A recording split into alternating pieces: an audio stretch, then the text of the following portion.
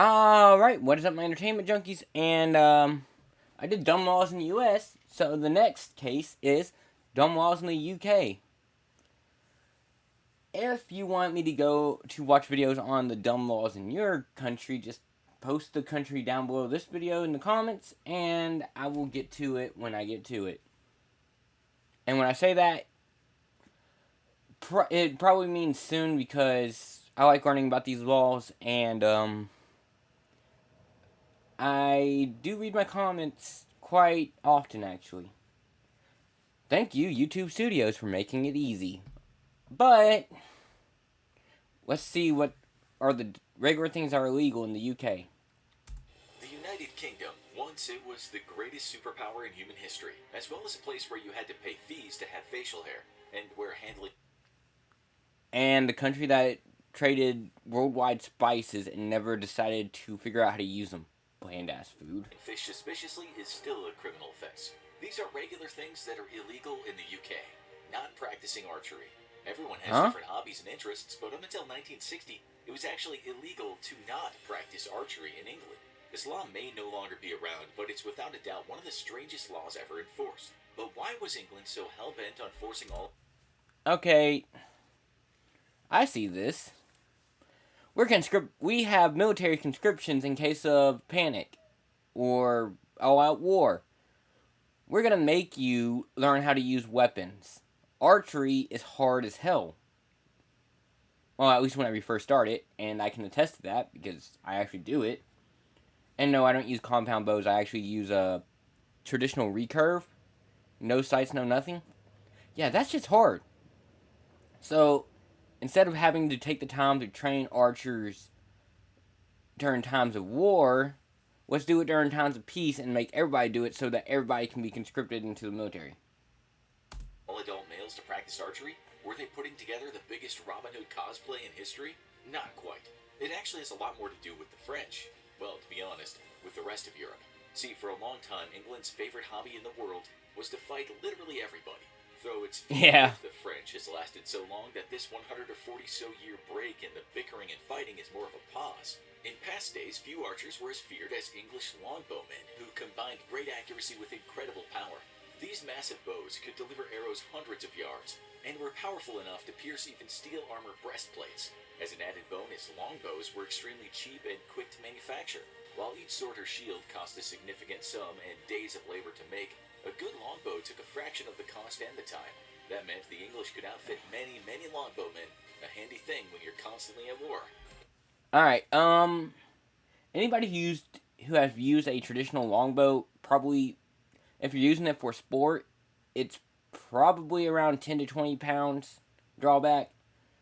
If they're talking about actual war bows, those things have 150 pound drawback weight, and they are hard to pull back. I've tried one. It takes a very... That's where technique is the number one thing, because it takes a different set of muscles and a lot of strength to pull it back. So as soon as it's all the way back, you better be ready to release the arrow, because you ain't holding that bitch. It was thus required that the Englishmen regularly practice with the longbow, as any one of them could be conscripted at the drop of a hat. For a time, accidentally killing someone with a longbow was also not punishable by the law. All this went away relatively recently, when the Unlawful Games Act of 1541 was replaced with the Betting and Gaming Act of 1960, using your phone to pay at a drive-thru. Modern technology has created an absolute wonder in your pocket, a device capable of looking up any information you could ever desire and letting you speak in real time with any human being on the face of the earth who also has a phone. But perhaps one of the most convenient uses of a smartphone is the ability to pay for everything from online. I don't use tap on my phone for... Well, I'm paranoid. With my phone, I'm paranoid. So, to get into my phone, you have a lock, and then a secondary lock. To get into my pretty much banking apps or anything that involves money, there's a tertiary and even some of them fourth or fifth lock. I'm still paranoid enough to where I might lose my phone and lose access to all that. So, not lose access, but someone might gain access by hacking into it. Uh, I'm not going to say how, but it's actually very easy to hack into my phone if you can figure out the first password. So I don't have my bank card saved on anything. Online purchases with a swipe to stuff in the real world with just a tap. Even before the pandemic, many businesses were adding contactless pads for payment, and now they're all the rage. You simply tap your phone to the pad, and presto, your payment is complete. But pull that stunt at a drive-through in the UK. I do like the tap function because I use it with my debit card has it. And yeah, I know you can freaking get someone can download something to take your bank card info, but I have an RFID, an RF blocking wallet, so as long as my card stays in my wallet, they can't really steal it. And you'll be facing a fine of £200 or $59.17. Why drive-thrus? Why? Because the UK takes a pretty stiff stance on using your phone while driving, and unless you shut down your engine or... Yeah, but at the same time, if you're at a drive-thru and paying, you are stopped. I mean, obviously there are going to be some idiots who try to access it while they're pulling forward to the window and not paying attention. But generally, you are stopped at the drive-thru. So, why? Or engage your... Also, I don't think the UK is as big on driving as it is in the US. Parking brake. Quickly tapping a phone for a payment at a drive-thru window before grabbing your food still counts as using your phone while operating a motor vehicle. If the bobbies catch you doing it, you can expect not just the aforementioned fine, but 6 points on your license. No getting drunk at the pub. Shortly after the invention of alcohol... I'm sorry, what? How are you not going to get drunk at a bar? It is meant for fun time. Hell, in America, most bars have incentive programs that if you are a DD, they will give you like a free soda or free snacks. Why is... Whatever, UK. Mankind invented the pub. A place to go and consume said alcohol with little to no judgment. Pubs are great watering holes where you can catch up with your friends, your community, and catch up on all the gossip. Just don't go... I haven't been to a bar in a while.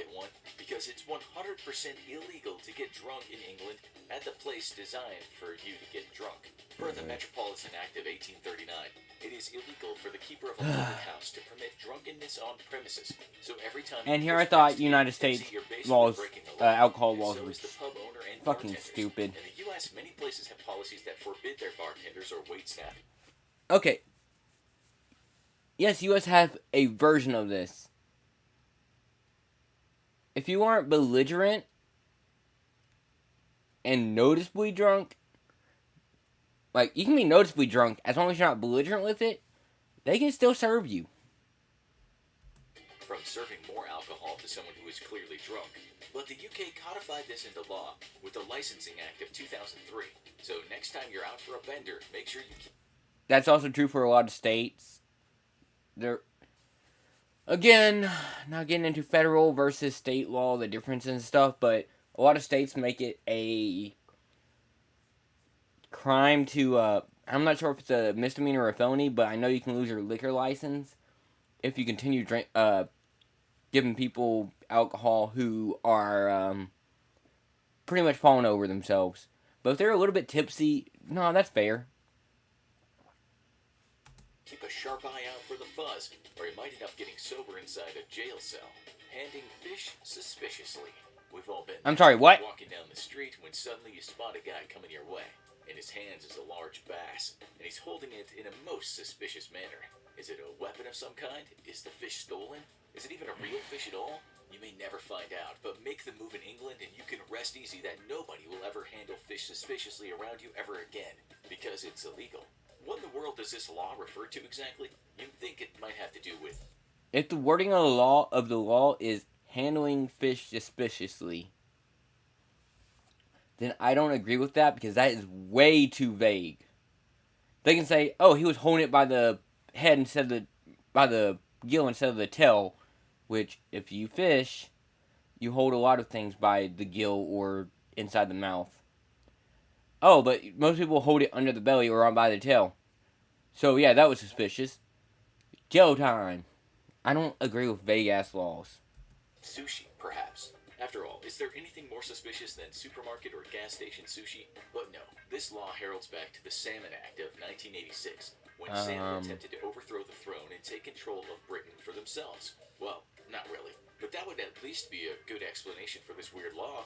Instead, the act was instituted to try and clamp down on illegal fishing, poaching, and shady trading of fresh fish. With fish stocks declining around the world, illegal This fishing is was why we hurting have the very game wardens. populations that the British people depend on for their beloved fish and chips. And nobody, we mean nobody, messes with Britain's fish and chips. Hitler tried once. Look what happened to him.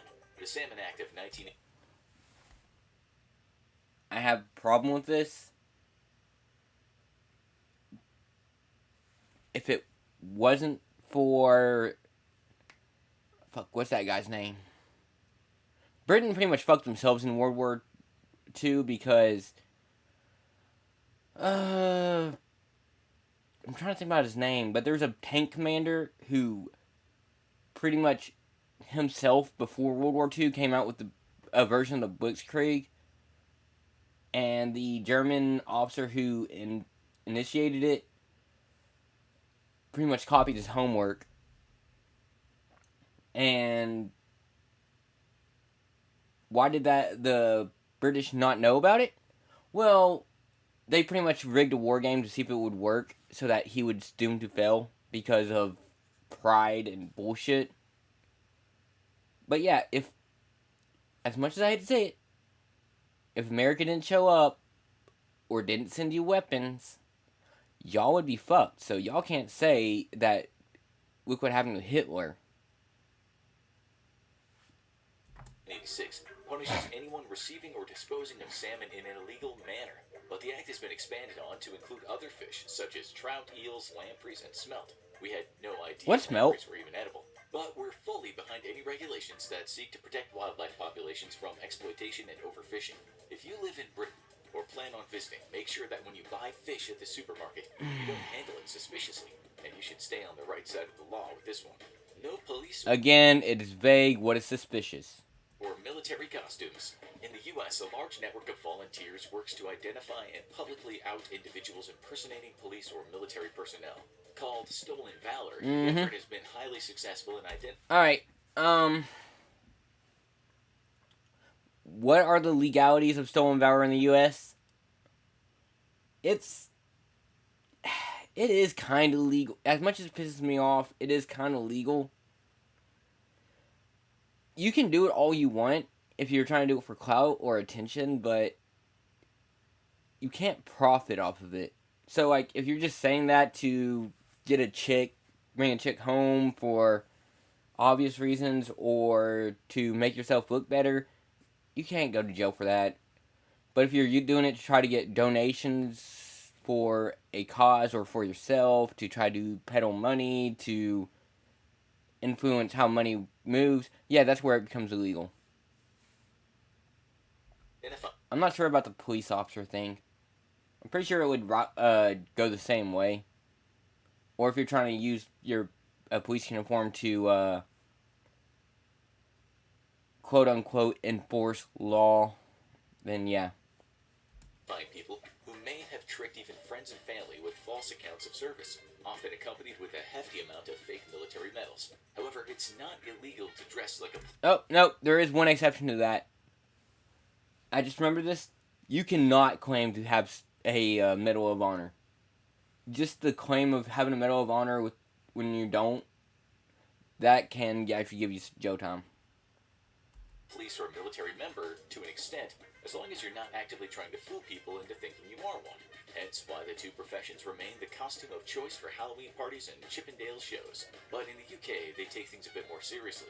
According to the Seamen's and Soldiers False Characters Act of 1906 and the Police Act of 1996, it's illegal to pretend to be part of the military or police. We're not really sure just how far the UK government is willing to go to punish you if you showed up to a party at. Okay, also a big thing on all of these laws.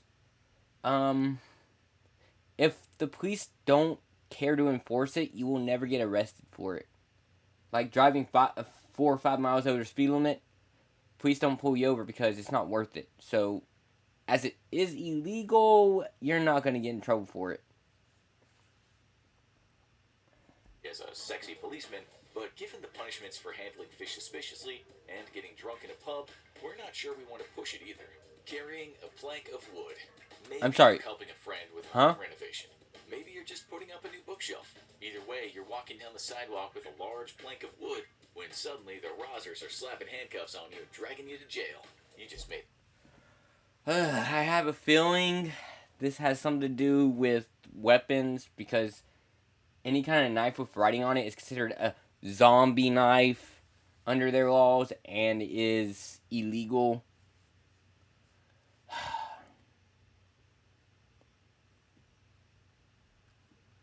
Made a big mistake because in London it's illegal to carry a plank of wood on the sidewalk. At least it's just London. According to Section 54 of the Metropolitan Police Act, you cannot carry a plank of wood along the sidewalk unless you just recently unloaded it from a van. So, if you're bringing a spare plank of wood to your neighbor or perhaps bringing it out to throw it in the bin, congratulations because you just Don't use the sidewalk. Loopholes. earned yourself a whopping 500-pound fine or 151.52 fish and chips. Why does London? How much is that in USD? 500 pounds to USD. 656 bucks. That's just stupid for carrying a plank of wood. Didn't take such harsh stance on builders? We're not sure, but perhaps there was a spree of plank-related crime that we're unaware of. Either way, if you plan on building some new bookshelves in your London apartment, maybe try dragging your new shelf instead of carrying it. That shouldn't technically be illegal. Just forget about wheels, ladders, and Loopholes. poles, which are also illegal to carry down a sidewalk unless you've just unloaded them from a van. Which kind of makes us think that at some point London was plagued by a circus-related crime spree. Knocking and running. It's a childhood game. Ding dong. as old as doors. A group. Alright. I can't say much about this because in the US that's considered harassment. But of course, I think all you can get is a restraining order, but if you violate that restraining order and if you live next door, then you gotta move, but if you do violate that restraining order, that comes with jail time. But most of the time they don't put restraining orders on children under the age of 18 for stupid shit like this. If you're under the age of 18 and you get a restraining order, you fucked up. Of children gathered together, egging on one member to run up to the nearest house and give the door a good, loud knock. Then the group flees, giggling all the way until they stop and the next member builds up the courage to knock and run. If you're ever on the receiving end, it's mildly to moderately annoying. But as a child, it's undeniably great fun. Try it in England, however, and you'll face another fine of 151.52 fish and chips. Or Really? £100. The Metropolitan Police Act of 1839. But how do they enforce that? Like, if the child does it, a 12-year-old does it, they don't have a job, they can't make money. How do they enforce that? Makes the activity of willfully and wantonly disturbing any inhabitant without lawful excuse a criminal offense. And if caught, you'll basically be giving up your allowance for the next few years. No lingering after a funeral. Funerals are somber, very Fuck sad affairs. you! Unless you attend one, but unless you cut. No, I'm sorry. If you've never been to a funeral, that shit is bad. Like, it hurts. Sometimes you can't drive. Like, people get so sad they can't drive and shit. So, you can't linger here? Well, I'm gonna get on the road, upset, and probably really distracted. Oh, I'm gonna cause a wreck. Or I'm gonna cry on a bus and make everybody worry or think I'm a freak. Or a weirdo. At all times with family and friends, you'll will eventually have to. As a time-honored tradition, funerals allow loved ones to say goodbye to the deceased and can help process the grief of tragic loss. Typically, there's a small graveside ceremony with a religious figure of some sort, some words of comfort, and the group might recollect some fond memories of the deceased. Then you have one I final need to chance re-rig say your my fucking goodbyes thing to before the actually have an coffin is lowered into irritated the grave look. and the dirt is piled atop it. It's a very difficult affair for most people, and the finality of it all can leave people processing it for days or weeks to come. But you don't dare linger around the gravesite after the ceremony is officially done in England, or you'll be answering to the bill as they come to give you a stiff fine. Some of the laws in this episode obviously are rarely if ever enforced, but sadly this one was in fact enforced in 2015 when a man was fined 160 pounds, 48.49 fish and chips, for... Stop using fish and chips. Most of your freaking audience is probably, at least half of them are probably fucking US. 160. 160. There, you have to pay $210.29 for not ready to go home after mourning your fucking loved one.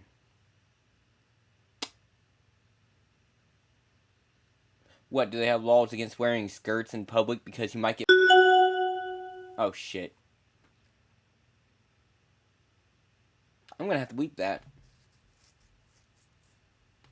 Lingering an extra 20 minutes at his wife's grave. No doubt caught up in the grief of his loss, he was still forced to pay the fine for a law meant to allow the gravediggers to work undisturbed, which was actually a valid concern for a Victorian-age England that was rife with grave robbers looking to sell your deceased friends and family to unscrupulous doctors. So you make grave robbing illegal and have a constable or someone watch and make sure that no one's grave robbing instead of punishing the civilians. God, I hate stupid laws. That wanted to practice their surgical arts. Maybe though this is a law that can be officially retired. But for now, please head home briskly after the casket's in the ground, or Britain will fine you for being sad. No cutting in line.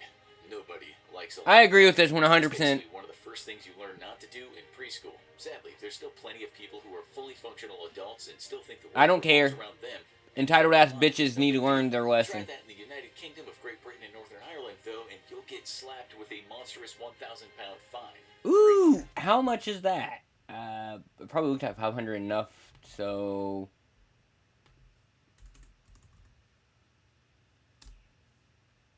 $1,300. I agree with this 100%. Don't fucking cut in line, you fucking stupid ass bitches. And no, someone letting you cut in line, go before them because they have one or two things and you have 100 groceries is not cut in line. 3.03 fish and Since they just fair, gave you the right of way. Cutting in line at the subway, or tube as it's called across the pond. And for once, this is a law we are fully behind and would love to see implemented at basically anywhere. Yes. Perhaps especially at concerts and nightclubs where jumping in line is habitual to the point of criminality. Honking your horn. Who hasn't honked their horn in anger after being cut off? Or I don't. Too busy texting to see that. Wait. Okay, story time. I was in a parking lot, and I drive a pickup truck, a full-size pickup truck, so it's not hard to see. Another truck was backing out, and it looked newer, so it probably had a fucking backup cam. They kept going, so I started, and I was right in front of them. They kept going, so I started honking. They still kept going, and they pretty much backed into me. Into my front fender. My front driver's side fender. Luckily, there was no dents or no scratches or anything, amazingly, but... Dude, he was just an idiot. But that is the only time I have ever used my horn. I wasn't even sure it was going to work when I first hit it. At green light. Try that in jolly old England and the plot will have something to say about it. The law expressly forbids individuals from sounding their horn aggressively after being annoyed or frustrated. It's also illegal to honk a horn while the vehicle is stationary, or in a built-up area between 11:30 p.m. and 7 a.m.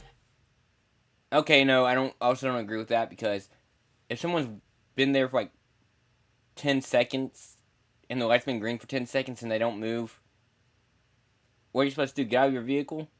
Go up there, tell him to go, then walk back to your vehicle, and by that time, Hey, the light's red again because it didn't see any movement. Or I'm not sure how the sensors work, if they sense cars or sense movement, but I assume it'd be movement. Or it's on a timer based on some, and that's even more annoying. But, so yeah. Violate this law, and you'll face a fine of 50 all the way to 1,000 pounds. 15.15 to 303.03 fish and chips. Now, check out insane laws that's... Alright. 24 minutes? So, how Ukraine is... Yeah, no, I'm gonna look at another country after this.